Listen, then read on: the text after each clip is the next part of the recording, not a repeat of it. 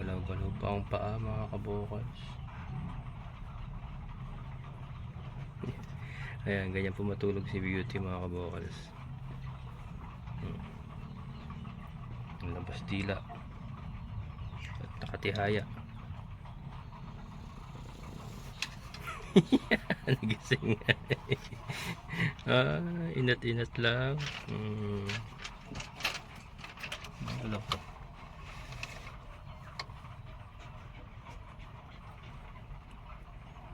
Ayan.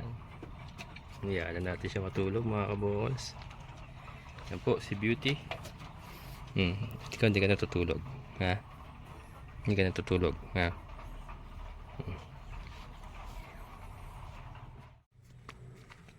Ayan mga kabokals. So, paulan na naman. Ayun, oh. Kitang-kita yung ano mga kabokals, yung malakas na ulan. Napakadilim ng kalangitan. Ayun, oh. Malakas na naman to mga kabokals. Sunduin natin ating mga kambing nandun sa isang lote ni Sir Jun. Ano to, thunderstorm. Mas malakas pa yung ano yung ganyan thunderstorm mga kabokals. Minsan parang dilubyo kesa yung may low pressure. Mas gusto ko pa yung low pressure kasi ulan lang. Tuloy-tuloy lang na ulan pero kalmado. Pero pag thunderstorm, grabe. Wala pa naman akong tabing pa dun sa kusina. Ayun, oh, kitang-kita yung ano mga kabokals, yung ulan, oh.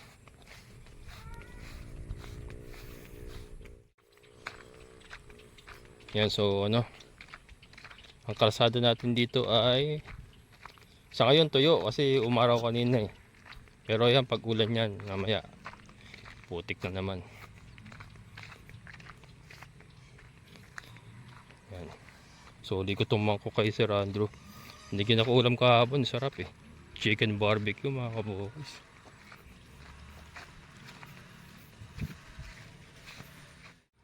Yan. Hello goats. How are you goats? Nakita niyo naman mga kabokals, ang resulta ng ating pagpapakawala sa ating mga kambing. Halika na, uwi na kayo. Uulan na. May pamatanggal. Ayan. Oh, come out, come out. Yan, dali. Takbo na doon, dali, uulan na. Ay, walastik kayo. Tumambay pa kayo, uulan na nga mga kabokals, oh. Ayan, oh.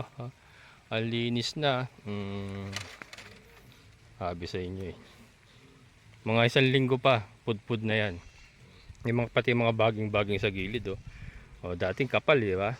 Ngayon pinagtitira nila, yan sa likod, di pa nila na ano yun sa likod. Ito muna inuuna nila. Ayan, tara. At abuta tayo ng ulan. Uwi na doon, dali. Tara muna natin to. Ayan.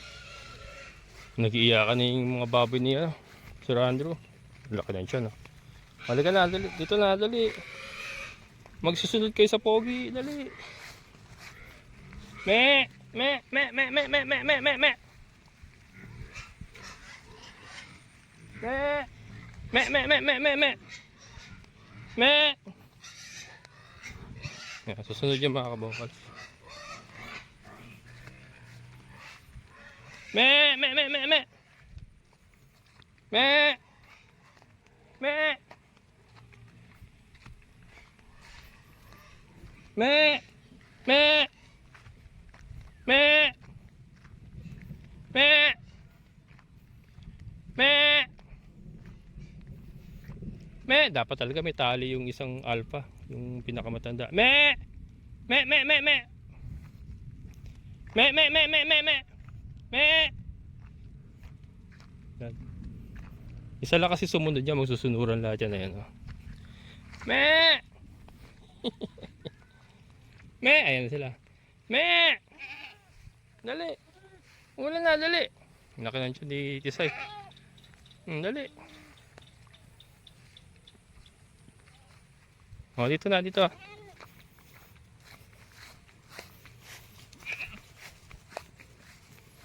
Laki na ni Snow. Halos na ano na, abutan niya na yung nanay niya. Me! Me! Kumpleto ba kayo? Kumpleto. Para naman napakarami ng kambing natin. Are you dreaming? Nanaginip ka ba? Anim na piraso yung kambing mo. Hinahanap ko pa yung ano. Ayan. O, dali. Pasok na. Ito problema. Hinukay na ng tubig. Hinukay na ng tubig. Bale, ano naman yan, hindi pa naman ano, susuruin pa yan, tapos tatambakan pa ng bato yan. Hindi pa naman ayos yan. O, dali, pasok. Dali. Me. Me. Me. Me. Me. Me. Me. Me. Me. Me. Me. Me. Me. Me. Me. Me. Me. Me. Me. Tambos ako to. Me. Me. Oh, me. Me. Me. Me. Me. Ayos sumunod. Daming sindam ron. Me. Me. Me. Me. Me. Me. Me. Kunin ko na isa. Kailangan talian yung isa para sumunod. Ayos sumunod eh.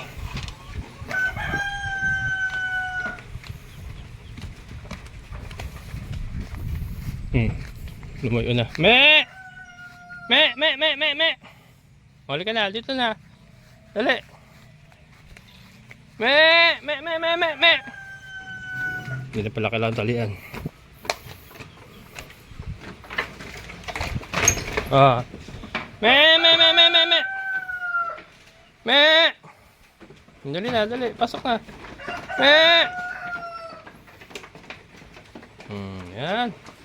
That's my girls. Pasok na ron. Dali. Jesus, pinapakma pa yung kahoy. Oh. Yan. So, ito nga. Meron tayong tabing. So, kahit bumusang ulan at malakas pa yung hangin, at least may panangga sila sa hanggi. Ayan. Laki ng tiyan mo ha. Laki ng tummy mo ha. Laki tummy. Laki tummy. Oh, laki ng tummy ng bubbles ko yan ha. Daming nakain na grass ah. Daming ko nakain grass. Yan. Dagol, ubos mo na yung sayo. Ubos na ni Dagol. Yan po. Safety na yung ating mga kambing. Okay, so alright.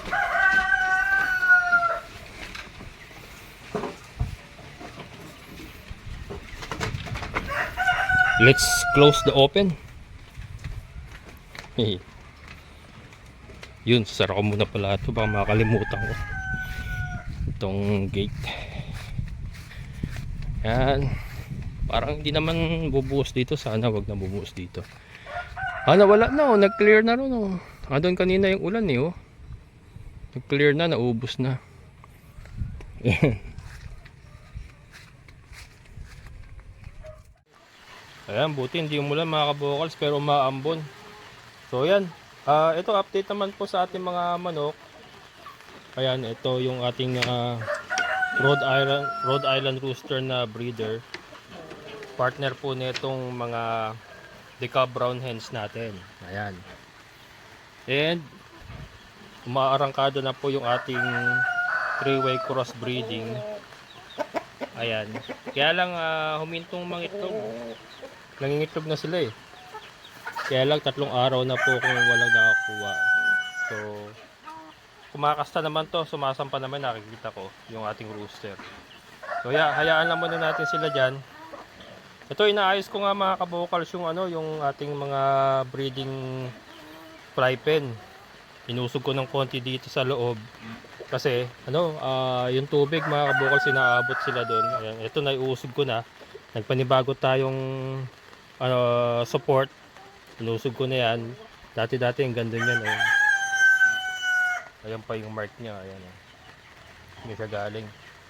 Yung iba, ganun din gagawin natin. Uusog din natin yan. Inaayos ko na mga kabukals itong ating breeding area.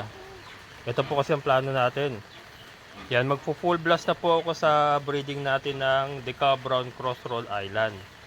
Yan, may isa pa tayong rooster dito. Ito nga po yung isa. Ito nga po yung isa nating Rhode Island rooster. Meron pa tayong isa rito.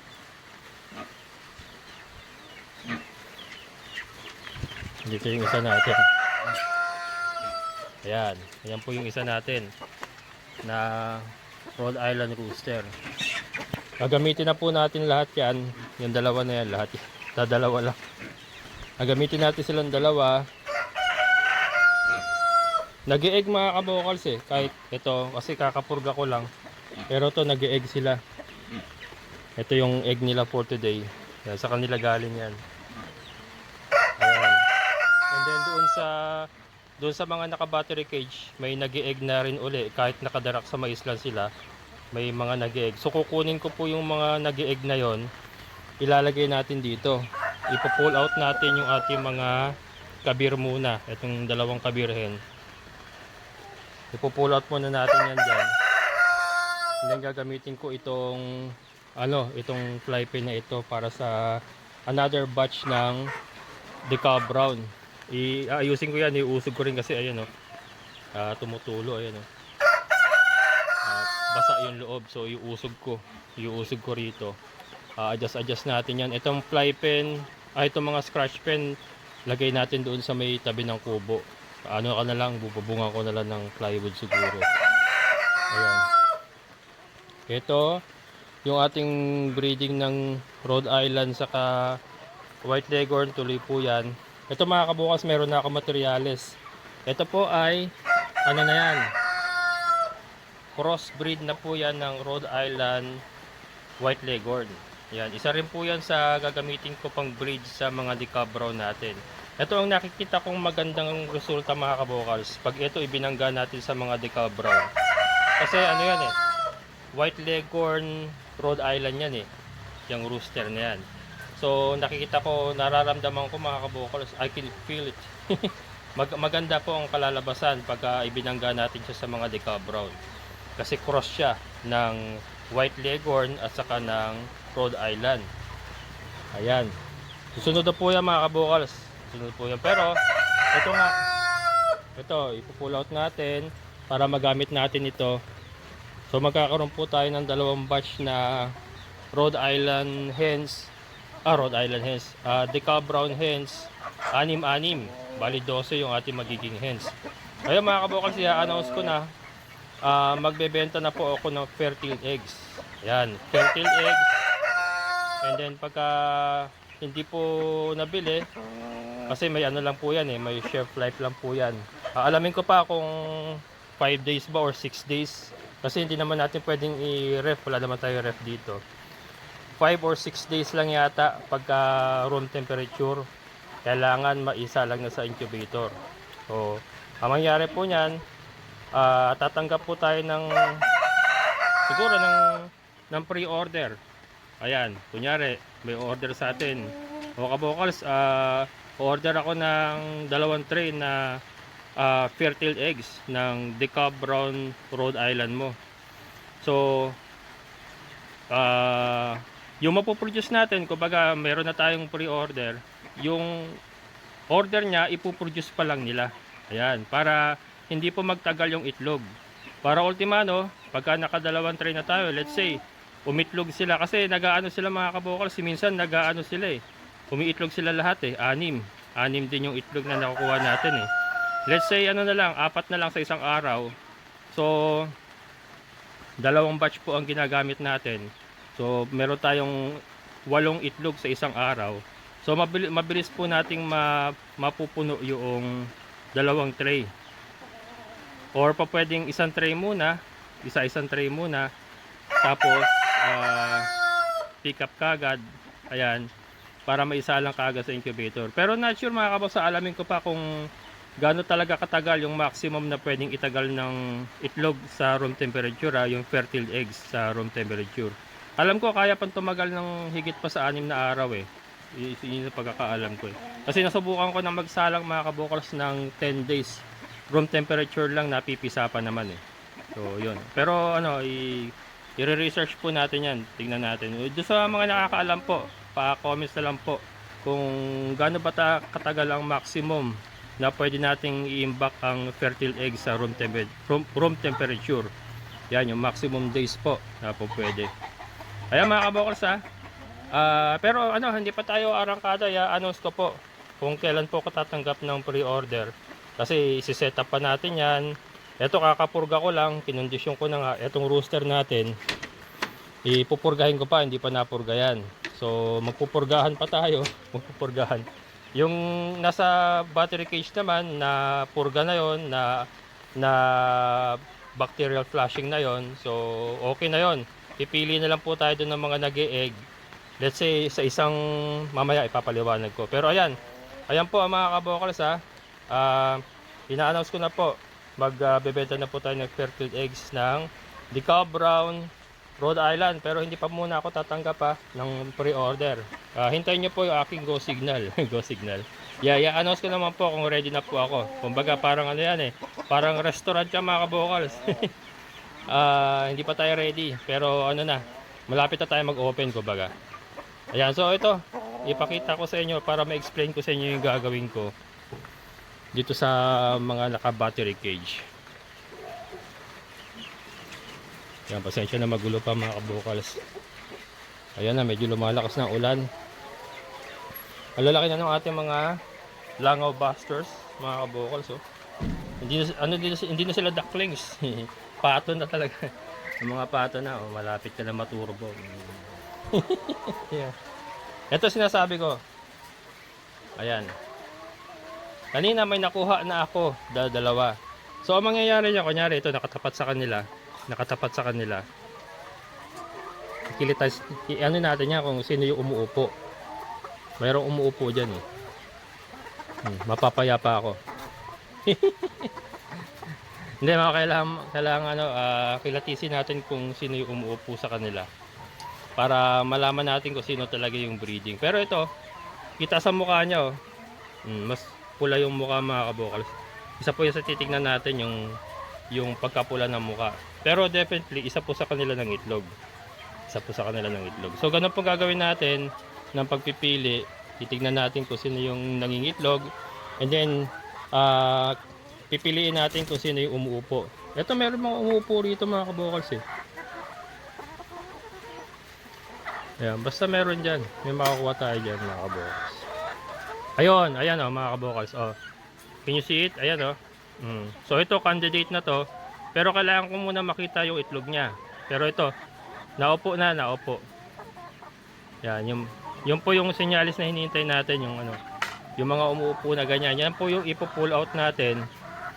Yan po ipo-pull out, pulang-pula yung mukha pa oh. Pulang-pula yung mukha mga kabokals oh. Yan, umuupo siya. Tatandaan ko yan. So, ano na yan, candidate na yan. 6 lang naman kailangan natin, 6. O yan, kukuha tayo ng 6 dyan mga kabokals. So, yun. Dito.